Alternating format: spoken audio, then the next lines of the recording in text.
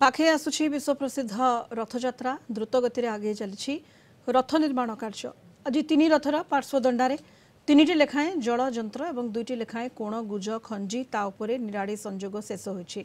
एथिसह तीन रथर दुईटी लेखाएं पार्श्व गल मोड़ा शेष होइछि। एही पार्श्व गल पछ पार्श्व कोण गुजरु सम्मुख भाग कोण गुज सहित संजोग होइछि।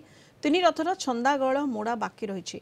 रथ चाली ठारे तीन रथर तीन लेखाएं छंदा गलर चौपट कार्य शेष पर्यायर पहुंची। रूपकार सेवक माने तीन रथर नाटगोड़े राहु रूप खोदे जारी रखिछन्ति।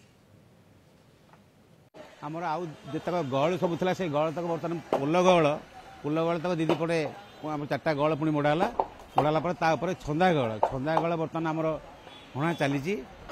विशेष कथा हूँ आज आम गोटे भूई गतकाली आम से भूई कामटा आरंभ होता आज से भूईटी सरी जाए बर्तमान गहल कम हणा भी चली आउ जोड़े गहल आम अच्छे हणा हाणा छंदा गहल सब तक गहल सरला गहल तक मोड़ा गहल तक छंदा गहल मोड़ा सारा जोका गोटे बांधणी से जोका कंटा पड़ो काली ठारू काम सर जाइए पोल गहल मोड़ा सर जाइए चारिगोटी और आमर घास निराड़ी उठी तादेह गुज संजोग कर खाली छंदा बाकी अच्छी छंदा पड़ सारापर गुज लगे आमर जोखा लगे।